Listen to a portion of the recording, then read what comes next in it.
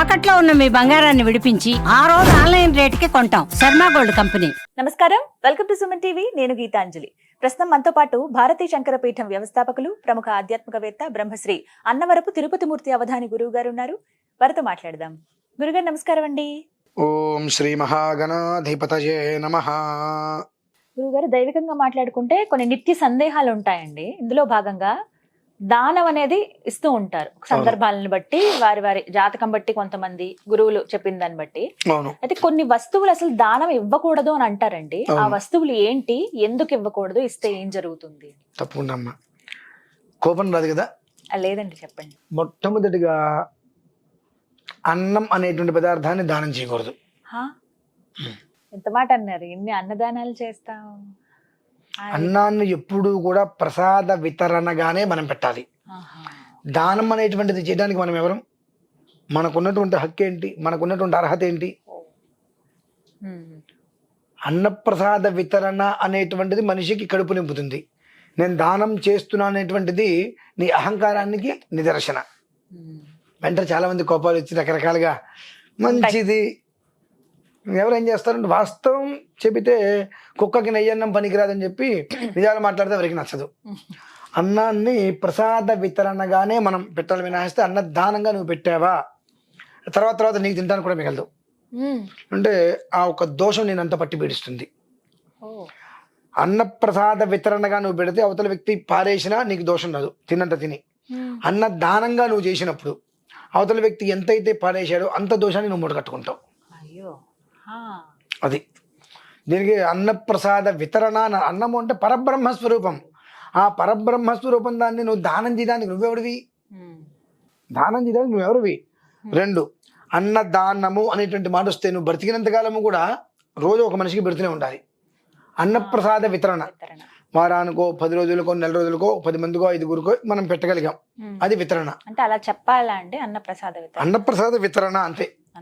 అన్నదానము అనేటువంటి అన్నదాన సత్రములు కూడా రాయకూడదండి, రాయకూడదు. అన్నప్రసాద వితరణ. అన్నదానం చేయడానికి మనం ఎవరము? కొంతమంది ఏమో అన్నదానం అని అంటే కొంతమంది చనిపోయిన సందర్భంలో పెడుతుంటారు, వాళ్ళ జ్ఞాపకార్థంగా పెడుతూ ఉంటారు. అప్పుడు కూడా ప్రసాద అది పిశాచ భోజనం అంటారండి. ఈ చాలా సత్రాలలో పెద్దవాళ్ళు ఎవరైనా చనిపోతే వాళ్ళ చనిపోయిన వాళ్ళ పేరు మీద డబ్బులు కడుతూ ఉంటారు. ఆ రోజునాడు తిదండి కాబట్టి ఆ రోజునాడు అందరికి భోజనాలు పెట్టండి అని. ఇప్పుడు నాకు శంకర అన్నప్రసాదన ఫౌండేషన్ ఉంది. ఎన్నో కాల్స్ వస్తాయి. పుట్టినరోజు అయితే నేను కట్టించుకుంటా, పెళ్లి రోజు అయితే నేను కట్టించుకుంటా, చనిపోయారంటే నాకు వద్దు, నేను కట్టించుకోను. అది పిశాచ కూడు అంటారండి, పిశాచ భోజనం. అంటే ఏమిటి అంటే మన ఇంట్లో కార్యక్రమం జరిగినప్పుడు ఆ మంత్రం చెప్పడానికి వచ్చే బ్రాహ్మణుడు కూడా భోజనం చేయడు. పితృశేషం నేను తినండి అని చెప్పి ముందు రోజు మన ఇంటికి భోజనానికి వస్తాడు, తర్వాత రోజు భోజనానికి వస్తాడు కావాలంటే, ఆ రోజు భోజనం చేయడు. పితృశేషం అంటే అదొక దోషం. ఆ ఇంటి కుటుంబ సభ్యులు మినహాయిస్తే బంధుత్వం లేని వ్యక్తి భోజనం చేయకూడదు, అది ఒక దోషం. కాబట్టి పుట్టినరోజు కట్టండి, పెళ్లి రోజు కట్టండి. ఎందువల్ల అంటున్నానంటే అమ్మా, ఆబ్దీకవతు అన్నప్పుడు ఆ పితృశేషంగా వారు చనిపోయిన వారి పేరు మీద మనం భోజనం చేసేటప్పుడు అదంతయు కూడా ఏ రకమైన ఇది పితృశేషంగానే వస్తుంది. అది ఆ పితృశేషం అనేటువంటిది అందరికీ ఆ పాపం దోషం ఆపాదిస్తుంది. పిశాచ కూడు అంటారు దాన్ని, అట్లా తినేదాన్ని. ఇప్పుడు నేను అన్నీ తీసుకుంటే నాకు ఎంత డబ్బు ఉంది ఇవాళ, కొన్ని 100 కాల్సు నాన్నగారు అబ్దీకం అండి ఇట్లా రకరకాలు వస్తుంటే ఏ ఒక్కటి పుట్టినరోజు అయితే పెళ్లి రోజు అయితే నాకు ఇవ్వండి నేను తీసుకున్నా అన్నది. ప్రతి మంగళవారం లేదా శుక్రవారం 183 మందికి నేను చేస్తున్నానండి. లలితా సహస్రనామానికి 183 శ్లోకాలు కాబట్టి అది తీసుకొని చేస్తున్నా. ఎంతో మంది ముందుకు వస్తున్నారు. ఈ విషయంలో మాత్రం నేను ముందుకు రావట్లేదు అంటే పనికిరాదు. అన్నప్రసాద వితరణ అని ఆ రోజు బంధుమిత్రులతో భోజనం చేయి అంతే. వాళ్ళ నాన్నగారి పేరు మీద నేను 100 మందికి భోజనం పెడతానంటే అది కరెక్ట్ అయిన విషయం కాదండి. నాన్నగారు పుట్టినరోజు నాడు 100 మందికి పెట్టండి. చనిపోయారు ఓకే, ఆయన పుట్టినరోజు నాడు 100 మందికి అన్న పెట్టండి. నాన్నగారు పుట్టినరోజున 100 మందికి పెట్టండి, నష్టం లేదు. అంతే తప్ప ఈ పరిస్థితుల్లో పెట్టకూడదు. దీనికి పేరు దానము అని అంటాం. మళ్ళీ అంటే ఎందుకు వచ్చిందంటే దానము అనేటువంటి పదం దేనికి వాడాలి, దేనికి వాడకూడదు అని. ఎప్పుడైతే నువ్వు అన్న దానము అన్నావో ప్రతిరోజు బ్రతుకున్నంతకాలం ఒక మనిషికి నువ్వు పెడుతూనే ఉండాలి. ఆ పెట్టగలమా? పెట్టలేము. సాధ్యం కాదు. అంటే నీ దగ్గర ఎంత ఉంటే నువ్వు దానం చేయాలి. కాబట్టి అన్నం అనేటువంటి పదాన్ని పరబ్రహ్మం, ఆ పరబ్రహ్మాన్నే దానం చేసేంత గొప్పవాడు నువ్వు. నీ దగ్గర ఉండొచ్చు 100 కోట్లు 1000 కోట్లు 1,00,000 కోట్లు ఉండొచ్చు, పరబ్రహ్మాన్నే దానం చేసేటువంటి గొప్పవాడివే కాదు కదా. కాబట్టి అన్నప్రసాద వితరణ, మొట్టమొదటిగా అన్నాన్ని నేను అన్నదానం చేస్తున్నాను అనే పదాన్ని మనం అనకూడదు. 2, బంగారం దానం చేయకూడదు. అవునా? ఈ విధంగా చీపిరులు చెప్పులు ఇవి కాదండి ప్రధానం. బంగారం దానం చేయకూడదు. బంగారం దానం చేయొద్దు. బంగారం అనేటువంటిది దానం ఎప్పుడు చెయ్యాలి? మనకు ఉన్నటువంటి దారిద్ర్యాన్ని పోగొట్టుకోవాలంటే బంగారం దానం చేయాలి. సువర్ణ ఘర్మ స్వాహ, సువర్ణార్క స్వాహ, సువర్ణ శుక్ర స్వాహ, సువర్ణ జ్యోతి స్వాహ, సువర్ణ సూర్య స్వాహ అంటారు. మనకున్న దారిద్ర్యాన్ని, అపమృత్యు దోషాన్ని పోగొట్టుకోవాలి అనుకున్నప్పుడు బంగారం దానం చేయాలండి. అంతే తప్ప బంగారం ఊరికే మనం, అందుకనే అంటే బాగా జ్ఞానం ఉన్నటువంటి వాళ్ళు గిఫ్ట్ ఇచ్చిన బంగారం తీసుకోరు. కొంతమంది అంగీకరించరు. వదిలేని పర్లేదులేండి. ఒకవేళ గిఫ్ట్గా తీసుకున్నా ఏదో ఒక రూపంలో అతి తక్కువ సమయంలో దాని రేటు కాకపోయినా ఏదో ఒక రూపంలో దాన్ని ఖరీదుగా వీళ్ళు ఇచ్చేస్తారు. కాబట్టి నేను కొనుక్కున్నది నువ్వు ఇవ్వలేదు నాకు అన్నట్టుగా బంగారం.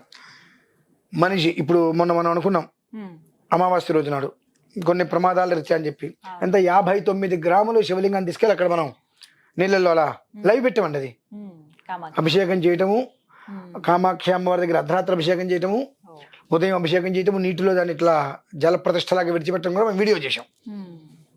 దానికి అనుభవిస్తున్నటువంటి కటిక దారిద్ర్యం నుంచి బయటపడాలి. కటికని కాదు, దారిద్ర్యం నుంచి బయటపడాలి. ఏదైనా మృత్యుప్రద దోషం ఉంది దాని నుంచి బయటపడాలి. అటువంటి వాటికి చేయవలసింది బంగారం. అలా కాకుండా ఏదో నేను బంగారం దానం చేసేస్తాను. దానం వేరు, ఇవ్వటం వేరు. ఇవ్వటం ఏంటండి, మనం ఏదో ఒక ఆలయంలో బంగారం తాపడం చేస్తున్నాం, ఆ స్వామివారికి నేను బంగారం సమర్పణ చేస్తున్నా అంటాం వేరు. మళ్ళీ అది దానం కాదు. అది దానం కాదు. అది దానం కింద లెక్క. దానం అనే మాట దానికి పనికిరాదు. సమర్పణ వేరు, దానం వేరు. ఆ రెండు మనం తెలుసుకోవాలి. కాబట్టి బంగారం అనేటువంటిది కూడా మన ఇష్టానుసారం మనం బంగారం దానం చేయకూడదు. అయిన దానికి అందానికి బంగారం దానం చేయమని మనం చెప్పకూడదు కూడా. 2, మనం ఒకవేళ బంగారం దానం చేయవలసిన పరిస్థితి వస్తే అవతల వ్యక్తికి కనీసం 3 పూట్ల సంధ్యావందనమైనా తెలిసి ఉండాలి. 2 పూట్లు చేసి మధ్యాహ్నం ఒకవేళ కుదరకపోయినా తెలిసి ఉండగలగాలి. అటువంటి వ్యక్తికి దానం చేయాలి. ఎందువల్లంటే బంగారం దానం తీసుకుంటే వాడికి దరిద్రం పడుతుంది. తీసుకునే వాడికి ఆయుష్ నిర్వీర్యమవుతుంది. అందుకనే ఎవరికైనా అపమృత్యుప్రదమైనటువంటి దోషం ఏదైనా ఉన్నది అన్నప్పుడు నల్ల నువ్వులు, నువ్వుల నూనె, గుమ్మడికాయ, ఇనుము, పత్తి, బెల్లము, ఉప్పు, బంగారం దానం ఇస్తారు. ఈ 7 ముందుకు వస్తారు. ఒక రకంగా బంగారం 1.5 గ్రామా అంటే ముందుకు వస్తారు, కానీ కాస్త ఎక్కువ పెడితే ముందుకు రావడానికి భయపడతారు, చచ్చిపోతామని చెప్పి, నా కుటుంబానికి ఏంటని చెప్పి. కాబట్టి బంగారం అనేటువంటిది దానంగా మనం ఎలా పడితే అలా ఇవ్వకూడదు. ఈ 2 ప్రధాన అంశాలుగా మనం తీసుకోవాలి. ఇక అంటారా అనవసరమైనవి అనేక ఉంటూ ఉంటాయి. ప్రధానం ఏది అనేటువంటి విషయాన్ని మనం తీసుకుంటే బంగారం ఒకటి, అన్నం.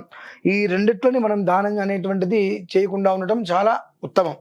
తర్వాత అయిన దానికి అందానికి నువ్వులు దానం చేయకూడదు. నువ్వులు అసలు ఇవ్వకూడదు. విడిగా ఒక్క నువ్వులు ఇవ్వకూడదు. అయిన దానికి అందానికి నువ్వులు ఎప్పుడు ఎవరి వాళ్ళు తెలుసా అండి? మంచం మీద ఉండి బ్రతకలేక చావలేక నానా రకాల ఇబ్బందులు పడుతుంటాడు, వాడు నువ్వులు దానం ఇవ్వాలి. స్వామి నన్ను హరించేసుకున్నాను తొందరగానే, నువ్వులు దానం ఇవ్వటం వల్ల వెళ్ళిపోతాడండి వీడు. స్వామివారు తొందరగా ఆయన పైకి తీసుకెళ్ళిపోతాడు. నేను ఈ కర్మ అనుభవించలేకపోతున్నాను, నేను బ్రతకలేకపోతున్నాను, నా వల్ల కాదు తండ్రి, కాబట్టి నేను నువ్వులు దానం చేస్తున్నాను, నన్ను దగ్గర తీసుకెళ్ళిపో అని నువ్వులు దానం చేస్తే. మనకు శని దోషం ఉంది కదా, నువ్వులు దానం చేయకూడదండి. ఉట్టి నువ్వులు ఎప్పుడు ఆ నువ్వులతో పాటు అన్ని బియ్యం ఇచ్చి దానం చేయాలి విడిగా.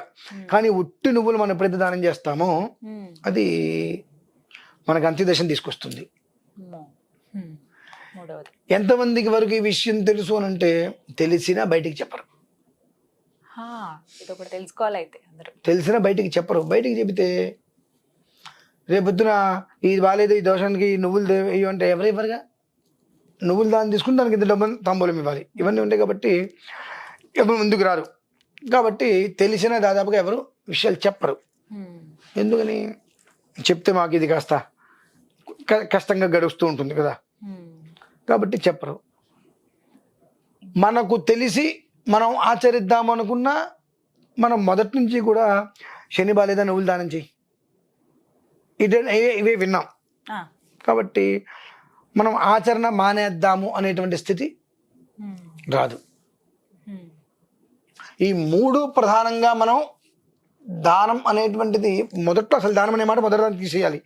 తర్వాత రెండు, ఎప్పుడు ఏ పరిస్థితుల్లో ఇవ్వాలి, ఏ పరిస్థితుల్లో వ్యవహారం చేయాలి అనేటువంటిది కాకుండా దాని విధానాన్ని అనుసరించగలిగితే ప్రతిమవన్నీ కూడా మీకు జీవితాన్ని ఉద్ధరింపజేసేటువంటివి.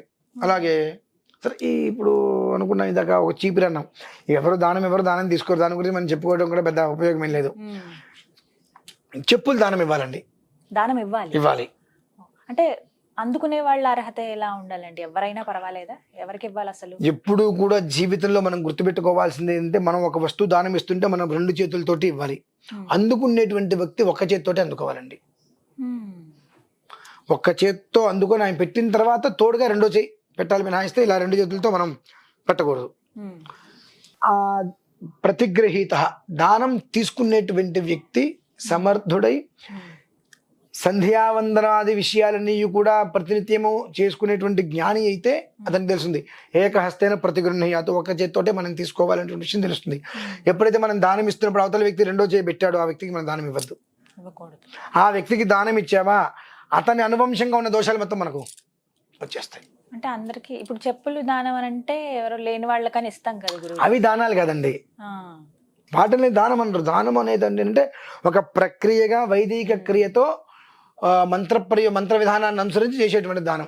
వారికి మాత్రం ఇచ్చేదాన్ని దానం అంటారు. మిగిలిన అందరికీ కూడా మనం ఉపకారం చేస్తున్నాం. చెప్పులు లేవు పాపం, దానికి ఉపకారం.